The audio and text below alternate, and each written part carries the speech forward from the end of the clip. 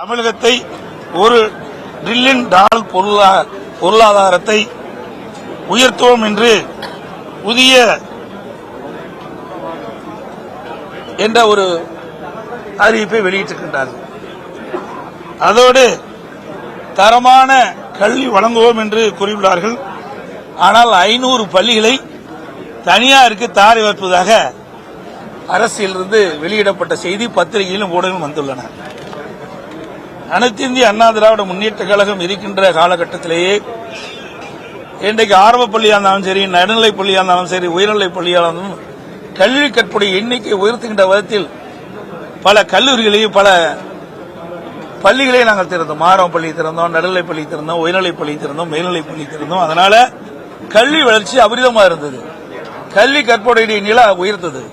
மத்திய அரசு 2030 நிர்ணயிக்கப்பட்ட அந்த இலக்கை 2000 உயர்கல்வி படிக்கக்கூடிய எண்ணிக்கை உயர்த்தி இந்தியாவிலேயே முதல் மாநிலம் தமிழ்நாடு என்ற பெருமையை பெற்றது என்பதையும் இந்த நேரத்தில் குறிப்பிட்டு சொல்ல விரும்புகிறேன். அதுபோல நபார்டு மற்றும் கிராம சாலைகளே ஏற்கனவே தொடர்ந்து இருக்குது.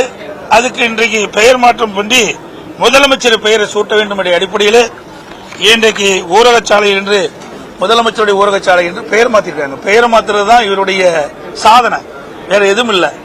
ஏற்கனவே இந்த ஊரகெல்லாம் நபார்டு திட்டத்தின் மூலமாக நிதி வாங்கி தான் செயல்படுத்துறோம்.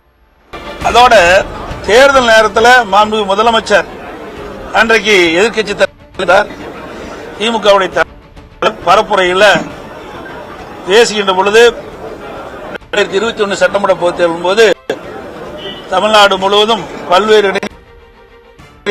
அவர் தேர்தல் பிரச்சாரத்தின் போது குறிப்பிட்டது, இப்பொழுது வேண்டாலும் என் அறைக்கு வந்து மனு கொடுக்கலாம் சொன்னார். எத்தனை பேர் போய் முதலமைச்சர் அறையில் போய் மனு கொடுத்து, ஆனா உண்மையில கோட்டைக்கு ஒரு சாலையில் கூட மனு வழங்குவதற்கு தடை இருக்குது. யாருமே கோட்டைக்குள் வர முடியாத சூழ்நிலை இருக்குது. அதோட நேற்று ஒரு நிகழ்ச்சியில முதலமைச்சர் கலந்துக்கிட்டாங்க.